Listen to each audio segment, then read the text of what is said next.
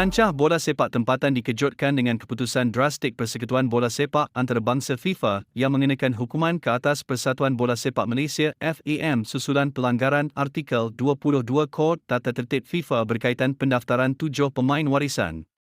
3 daripada pemain terlibat kini merupakan tonggak utama Johor Darul Tazim JDT dalam saingan Liga Super iaitu Hector Hevel, John Irazabal dan Joao Figueiredo.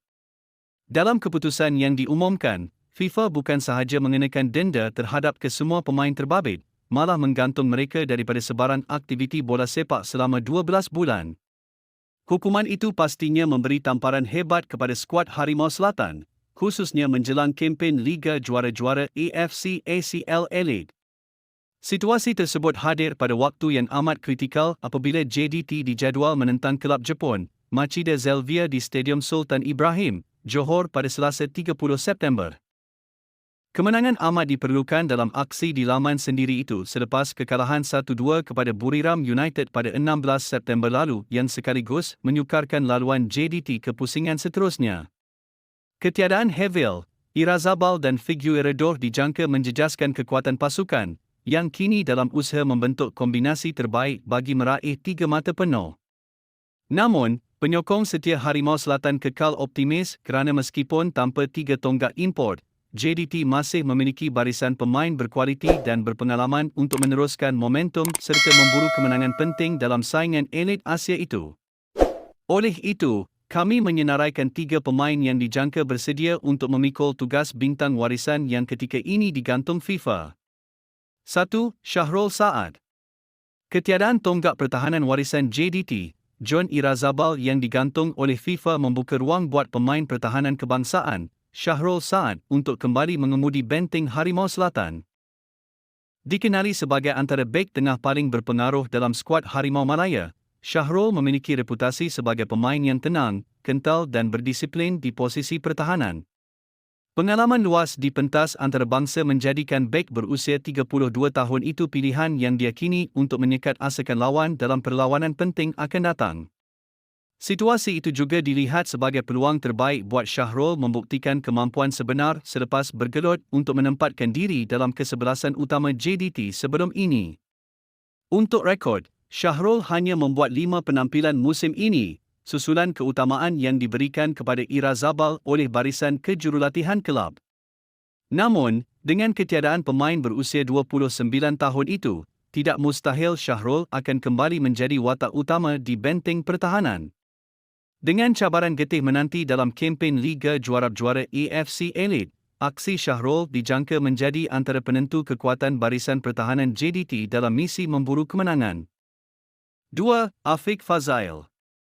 Prestasi konsisten dan berdisiplin yang sering dipamerkan oleh Afiq Fazail tidak pernah terlepas daripada perhatian penyokong setia Harimau Selatan.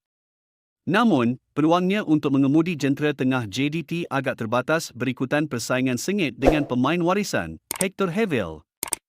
Sejak menyertai skuad JDT, Hevel kerap menjadi pilihan utama pengendali pasukan untuk menggerakkan bahagian tengah, sekaligus menyebabkan Afiq lebih banyak beraksi sebagai pemain gantian musim ini.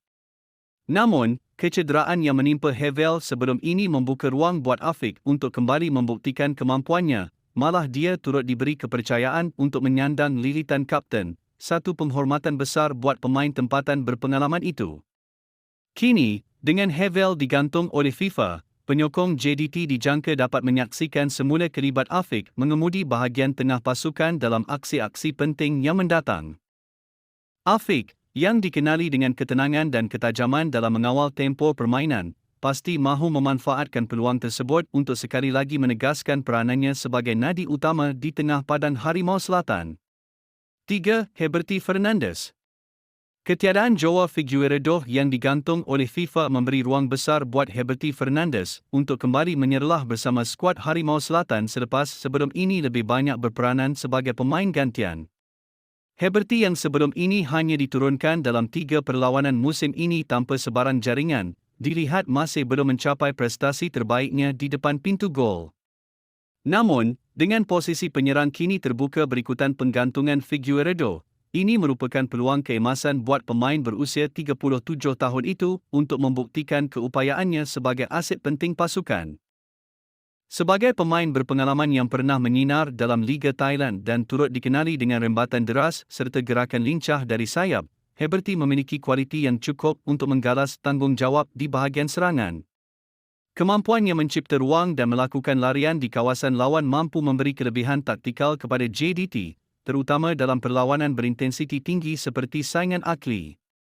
Ketiadaan Figueiredo bukan sekadar membuka ruang kepada Heberty untuk kembali ke kesebelasan utama, malah ia juga menjadi detik penting buatnya membuktikan bahawa dia masih relevan dan berdaya saing di peringkat tertinggi. Dengan motivasi yang tinggi dan kepercayaan yang bakal diberikan oleh barisan kejurulatihan, Heberty dijangka memainkan peranan penting dalam membantu JDT mengekalkan daya saing di pentas Asia. Intinya tanpa ketiga tonggak utama tersebut, JDT masih bisa bersaing di pentas tertinggi Asia itu. Akhirnya sekian informasi kami buat, semoga bermanfaat. Jangan lupa subscribe.